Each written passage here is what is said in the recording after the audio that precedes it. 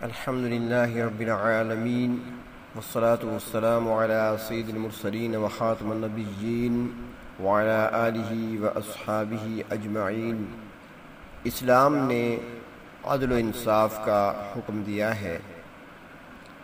اگر عدل نہ ہو تو پھر ظلم پھیل جاتا ہے اور معاشرہ بگڑ جاتا ہے۔ عدل سے ہی معاشرہ سنورتا ہے اور اہل حقوق کو اپنا حق ملتا ہے، مظلوم کی دادرسی ہوتی ہے اور ظالم کو ظلم کے کیے کی سزا ملتی ہے۔ حدیث شریف میں آتا ہے کہ ایک مرتبہ عرب کے ایک مشہور قبیلہ بنو مخزوم کی ایک عورت جس کا نام فاطمہ تھا، اس نے چوری کر لی۔ حضور اکرم صلی اللہ علیہ وسلم کی خدمت میں مقدمہ پیش ہوا اور جب چوری ثابت ہو گئی تو آپ صلی اللہ علیہ وسلم نے حد جاری فرمانے کا حکم نافذ فرمایا، یعنی کہ چور کا ہاتھ کاٹا جائے۔ اس موقع پر لوگ پریشان ہوئے کہ یہ ایک معزز قبیلہ ہے، شریف قبیلہ ہے اور قبیلے کی خاتون نے غلطی کر لی ہے، اب اگر اس کا ہاتھ کاٹا گیا تو پورے قبیلے کے لیے یہ تا قیامت ایک عار رہے گا اور لوگ عار دلاتے رہیں گے کہ یہ وہی قبیلہ ہے یا یہ شخص اس قبیلے سے تعلق رکھتا ہے جس قبیلے کی عورت نے چوری کی تھی اور اس کا ہاتھ کاٹا گیا تھا۔ چنانچہ سوچ و بچار کرنے کے بعد مشورہ ہوا کہ اب سفارش کون کرے، حضور اکرم صلی اللہ علیہ وسلم کی خدمت میں کون سفارشی بن کر جائے۔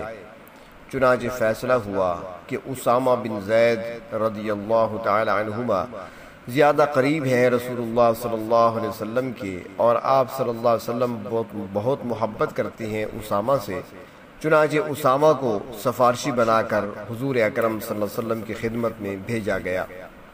حضرت اسامہ بن زید رضی اللہ تعالی عنہما حضور اکرم صلی اللہ علیہ وسلم کی خدمت میں جا کر سفارش کرتے ہیں۔ قبیلہ بنو مخزوم ایک معزز قبیلہ ہے اور یہ وہ قبیلہ ہے جو آپ کے سسرال بھی ہیں، یعنی حضرت خدیجہ رضی اللہ تعالی عنہا کا قبیلہ بھی یہی ہے، تو لہٰذا آپ کوئی اور سزا تجویز کر دیں، اس خاتون کا ہاتھ نہ کاٹا جائے۔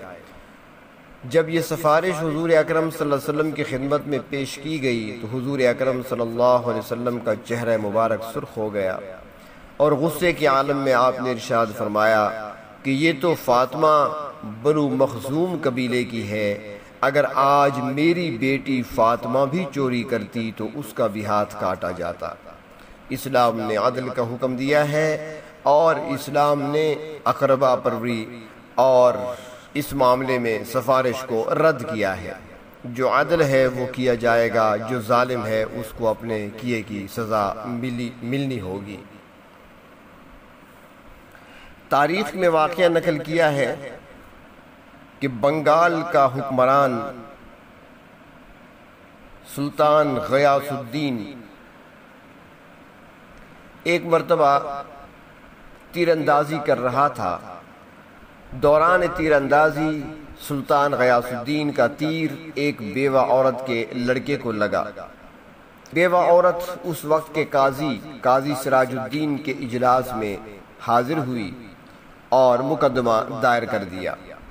قاضی حیران ہوئے کہ کیا کیا جائے، اگر بادشاہ کی رعایت کرتا ہوں تو اللہ کے پاس ماخوذ ہوتا ہوں، وہاں مجھ سے پوچھا جائے گا، اور اگر رعایت نہیں کرتا تو بادشاہ کا اجلاس میں بلانا، عدالت میں بلانا مشکل کام ہے۔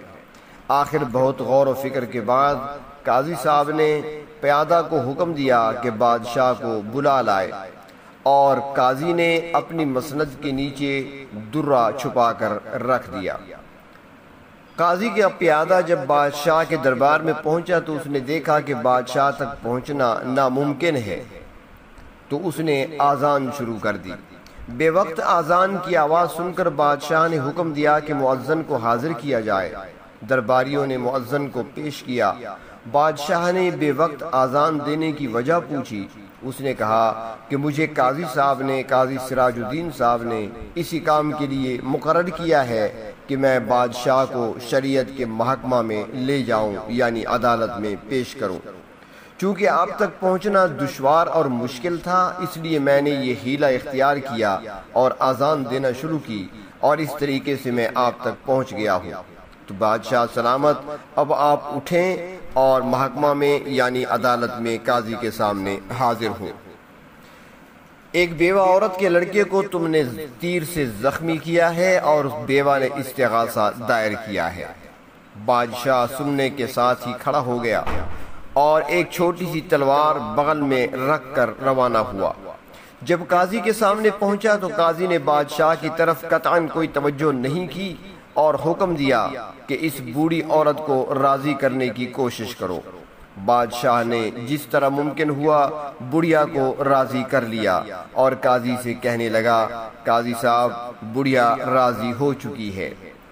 قاضی نے عدالت میں بڑھیا کو خطاب کر کے پوچھا کہ کیا تم واقعی راضی ہو چکی ہو؟ جواب میں بڑھیا نے کہا کہ ہاں، میں راضی ہو چکی ہوں۔ قاضی صاحب تب انتہائی مسرت اور خوشی کے عالم میں اٹھے، بادشاہ کی تعظیم بجا لا کر اسے اپنی مسند پر بٹھایا۔ بادشاہ نے بغل سے تلوار نکالی اور کہا کہ اے قاضی صاحب، شریعت کے حکم کے مطابق میں تمہارے اس محکمہ میں یعنی عدالت میں حاضر ہو گیا۔ اگر بال برابر بھی یہ دیکھتا کہ تم نے شریعت کے حکم سے تجاوز کیا ہے تو تمہاری گردن اسی تلوار سے اڑا دیتا، اس لیے تلوار چھپا کر لایا تھا۔